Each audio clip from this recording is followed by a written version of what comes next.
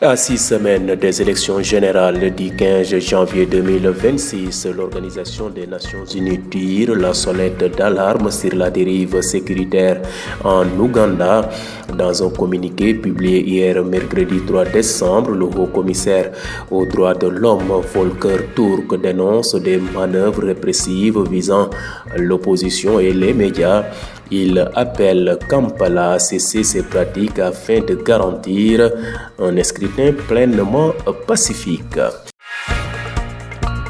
Quittons l'Afrique de l'Est pour les États-Unis. Le président américain Donald Trump a accueilli aujourd'hui jeudi 4 décembre à Washington ses homologues congolais et rwandais pour ratifier un accord de paix censé mettre fin aux violences dans l'Est de la République démocratique du Congo, ravagé par 3 décennies de conflits armés. Mais à la veille de cette cérémonie qui se déroulera en présence des présidents de la RD Congo, Félix Tshisekedi Tshilombo et du Rwandais Paul Kagame, d'intenses combats ont encore opposé les groupes armés M23 soutenus par Kigali à l'armée congolaise appuyée par des milices Wazalendo dans la province du Sud Kivu selon des sources locales. Bouclons ce rapide survol de l'actualité internationale au pays du Cèdre. Le président libanais Joseph Aoun a nommé hier mercredi 3 décembre un ancien diplomate Simon Karam pour présider la délégation libanaise au comité international chargé de surveiller l'application du cessez-le-feu avec Israël. En milieu de matinée, Benjamin Netanyahou a annoncé à son tour l'envoi d'un représentant pour une rencontre avec des responsables politiques et économiques au Liban. Il a qualifié cette réunion de première tentative pour établir une base de relations et de coopération économique entre Israël et le Liban. La nomination de cet avocat et diplomate est d'autant plus importante qu'elle a été faite avec l'aval du président du Parlement, Nabi Berri, principale personnalité chiite de l'État et dernier allié du Hezbollah. La présence d'un diplomate permettra de discuter du tracé des frontières terrestres et des relations futures entre le Liban et l'État hébreu. Elle met en perspective la possibilité d'un éventuel accord de paix entre les deux pays. juróom benn semaine moo des rek ñu daal di soobu ci élection générale yi nga xam ne dina am ci fukki fan ak juróom ci weeru janvier ci atum 2026 fële ca Ouganda. Loolu tax na nag ba kuréelu mbootaayu xeet bi di organisation des Nations Unies mu ngay artu jëmale nag ci li jëm ci wàllub ëppal ci li jëm ci wàllub kaaraange ca raw moomee di Ouganda. Ginnaaw nag bu ñu fësalee communiqué démb ci bésub alarba bi yemoo nag ñetti fan ci décembre ki nga xam ne de mooy haut commissaire yore wàllub ak yelleefub doomu aadama bokk ca ONU di Volker Turk daal dina wax ne daal li jëm nag ci wàllub pexe ya nga xam ne nguur ga mu ngi koy teg ngir daal ñu daal di tiital kuje ga wala rek ñu leen di jàpp wala ñu nag ñu artu yi nga xam ne ay kërub taskatu xabaar ya nee nañ nag loolu ñu ngi koy nemmeeku ca réew mu Uganda. Ba tax na nag ONU mu ngay woo Kampala ñu daal di nag bàyyi jëfin yooyee nga xam ne ñu ngi koy def ngir daal la jëm nag ci wàllub élection yooyee ñu daal di dugg ci jàmm génn ci jàmm ba ku gagné nag ñu daal di xam ne kii mooy gagné élection yooyu nag ñu ngi fas yéene am ci fukki fan ak juróom ci weeru janvier ci atum 2026. président bi nga xam ne moo nekkoon ca réew ma ci atum 1986 ba léegi di Yoweri Museveni moom it samp na ndënd waaye nag ka ca gën a ràññeeku ci kuje ga ñu ab woykat la ñu koy wax Bobi Wine.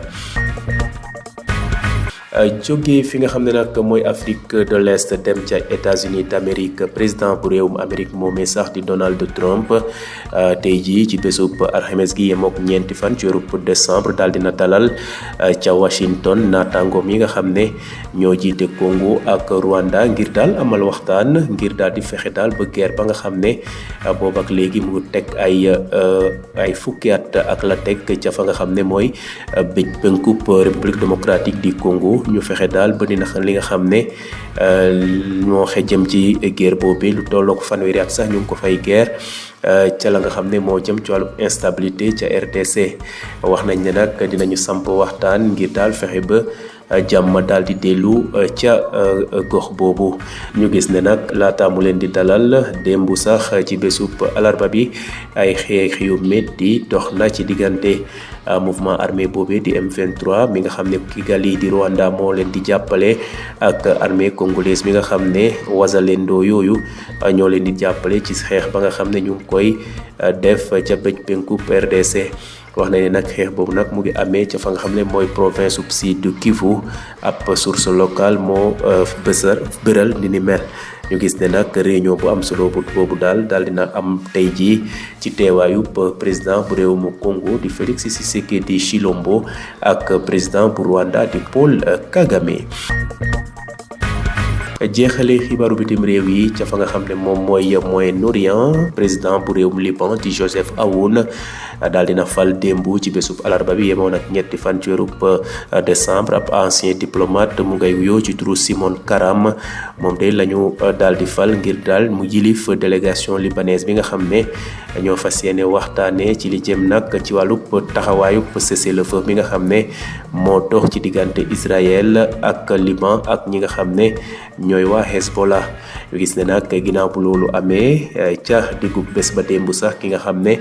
mooy premier ministre bu réew mooy Israël di Benyamin Netanyahu wax na ne nit de dina yebal ab délégation ci ndaje boobee ngir daal fexe daal ba waxtaanee lépp loo xam ne dina jëm ci wàllub politique ak wàllub économie seen diggante ak réewum Liban. wax na ne sax réunion boobu sax bu am solo la ndax dina tax daal ba li jëm ci wàllub déggoo jëm ci seen diggante ak ñi nga xam ne ñoom ñooy waa Liban. ñu fàttale nag tànn bi nga xam ne tànn nañ ko avocat boobee mu daal di diriger li nga xam ne mooy ni mel ci jëm ci waxtaan boobee président bu réewum Liban di Joseph Aoun da caa déggoo ak ki nga xam ne moom mooy président bu parlement bu Liban di Nabi Berri moom mi nga xam ne ab kilifa bu mag la ci li jëm ci wàllu diine chiite waaye it moom it dafa jege lool ñi nga xam ne ñoom ñooy waa Hezbollah ki nga xam ne nag mooy diplomate boobee teewaayam ci délégation boobu dina tax daal ba li nga xam ne moo jëm ci wàllu rëddaat frontière yi nga xam ne moo dox ci diggante Liban ak Israël ñu daal di ko teg ci yoon waaye it dina tax daal ba li jëm ci wàllu jàmm ci ñaari réew yooyee daal di ko am nag ci li nga xam ne moo jëm ci ndaje boobee nga xam ne ñu ngi koy wàcc ngir ëllëgu Liban seen diggante ak Israël.